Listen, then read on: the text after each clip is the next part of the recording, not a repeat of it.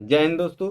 अगर आपको किसी भी परीक्षा में चाल, दूरी और समय यानी स्पीड, डिस्टेंस और टाइम से संबंधित कोई ऐसा सवाल देखने को मिल जाए जहां कोई एक व्यक्ति किसी एक निश्चित दूरी को एक समान चाल से चले और कुछ समय में वहां पहुंच जाए और वापस वहां से आते समय अपनी चाल को या तो कम कर दे या बढ़ा दे, जिससे उसको आने में कुछ समय ज़्यादा या फिर कम लगता है, तो ऐसे सवालों में साथियों ज़्यादातर या तो गति पूछी जाती है या फिर जो है उसकी चाल जो उसकी दूरी है वो पूछी जाती है। ठीक है, तो साथ ही ऐसे सवालों को चुटकियों में कैसे करोगे, यानी ऐसे सवालों को आप कम से कम समय में यानी मात्र कुछ ही सेकंडों में आप उसे कैसे करोगे, इसका आज मैं आपको बेहतरीन तरीका बताने वाला हूँ। आइए देखते हैं साथियों, इन सवालों में क्या होता है कि इन सवालों में वो एक निश्चित दूरी तय करता है। यानी अगर मान लो वो ए स्थान से बी स्थान तक जाता है और वापस पहली बार तो वो जाता है और दूसरी बार उसी स्थान से वापस लौट करके आता है, तो उसे जो दूरी होती है वो समान चलनी होती है। ठीक है,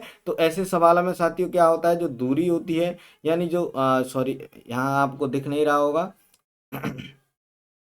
यानी जो उसकी दूरी होती है, दूरी, वो दूरी साथियों कैसी होती है, समान होती है। यानी वो एक तरफ से जाता है और दूसरी तरफ से वहीं वापस आ जाता है, इसका मतलब वो समान दूरी तय करता है। तो साथियों जहाँ पर समान दूरी तय होती है तो उस कंडीशन में होता क्या है साथियों, उस कंडीशन में जो समय होता है, जो समय होता है, अगर ए अनुपात बी में है तो जो साथियों जो चाल हो जाती है, तो चाल जो का अनुपात जो होता है वो विलोमानुपाती होता है समय का। ठीक है, तो जो चाल होगी वो बी अनुपात ए हो जाएगी। यानी समय अगर ए अनुपात बी में दिया हुआ है तो जो चाल है वो बी अनुपात ए हो जाएगी, और अगर चाल ए अनुपात बी है तो समय बी अनुपात ए हो जाएगा।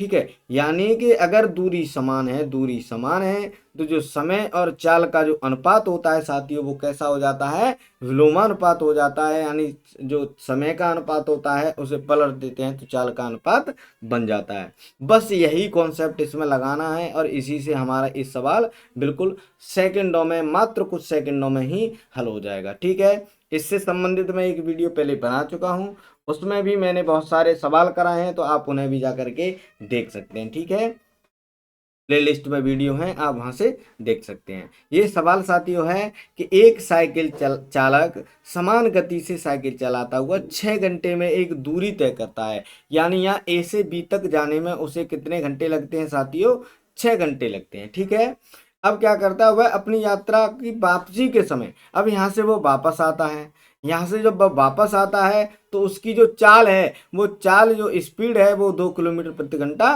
बढ़ जाती है। ठीक है, जिससे उसे वापस आने में कितना समय लगता है साथी, वापस आने में जो वापसी का समय है, वापसी का वो कितना है साथियों, 5 घंटे हैं। कितने हैं, 5 घंटे हैं। तो अब जाते समय उसकी गति कितनी थी ये हमें निकालना है। तो कुछ नहीं करना, हमें पता है कि दूरी समान है, तो जो समय का अनुपात होगा, अगर यहाँ पर समय का अनुपात उसने यहाँ 6 घंटे अनुपात 5 घंटे, यानी 6 अनुपात 5 अगर टाइम का अनुपात है, तो साथियों जो स्पीड का अनुपात हो जाएगा वो हो जाएगा 5 अनुपात 6। अब यहाँ देख लो आप, स्पीड पहले 5 थी अब 6 हो गई, यानी 5 से यहाँ कितने बढ़े, 1। लेकिन रियल में जो चाल बढ़ रही है वो कितनी बढ़ रही है, 2, तो 1 की वैल्यू कितनी हो गई, 2। अब ये हमारी जो जो समय था वो जाने का था और ये समय वापसी का था। ठीक है, तो यहाँ पर जाने का जो स्पीड हो गई वो 5 हो गई और वापसी की स्पीड 6 हो गई। अब 1 की वैल्यू 2 है तो साथियों 6 की वैल्यू 12 हो जाएगी और 5 की वैल्यू कितनी हो जाएगी, 10 हो जाएगी। अब पूछ क्या रहा है उसमें, जाते समय उसकी गति कितनी थी, तो जाने के टाइम उसकी गति 5 यानी कि 10 किलोमीटर प्रति घंटा थी। बस यही इस सवाल में पूछ रहा है। ठीक है, अगर इसमें दूरी पूछ ली जाती तो दूरी में भी क्या करना था, 6 घंटे में जा रहा है 10 किलोमीटर प्रति घंटा के हिसाब से, तो जो उसकी डिस्टेंस होती साथियों वो कितनी हो जाती, डिस्टेंस बराबर होता है स्पीड इंटू टाइम। स्पीड कितना है 10, समय कितना है 6, कितनी हो जाती, 60 हो जाती। अब देखो यहाँ से भी निकालोगे तो भी कितनी हो जाएगी, यहाँ से निकालोगे वापसी के टाइम भी, तो 5 घंटे 12 की स्पीड से जाएगा तो 12×5 = 60, यानी दूरी कैसी रहेगी, हमेशा इसमें समान रहेगी। ठीक है, तो साथियों आई होप ये तरीका आप सबकी समझ में आ गया होगा। तरीका में कुछ नहीं है, केवल ये पता पता चल जाए कि अगर दूरी समान है तो साथियों, अगर दूरी समान है तो इसमें जो समय और चाल का अनुपात होता है वो विलोमानुपाती हो जाता है। और यहाँ पर हमें समय का अनुपात दिया हुआ है तो हम चाल का अनुपात बना लेंगे, और चाल का यहाँ पर अंतर दिया हुआ है तो जो अंतर होगा तो उस अनुपात के अंतर के बराबर हो जाएगा। तो यहाँ 5:6 में एक का अंतर है और एक की वैल्यू 2 है, तो 5 की वैल्यू 10 और 6 की वैल्यू 12 हो जाएगी। तो इस प्रकार से इस ऐसे सवालों को साथियों बहुत ही आसान तरीके से आप क्रैक कर सकते हो, आप छोड़कर नहीं आओगे। ठीक है, तो आई होप आपको समझ में आ गया होगा।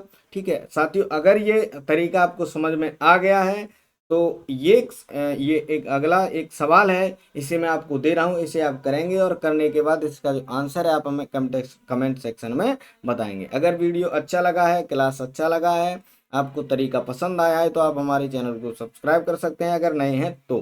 ठीक है, और अगर और अपने साथियों को इस वीडियो को शेयर कर दें जिससे कि वो भी इसका लाभ ले सकें। ठीक है, लाइक कर सकते हैं। तो साथियों आज के लिए इतना ही है, मिलते हैं नेक्स्ट क्लास में। जय हिंद।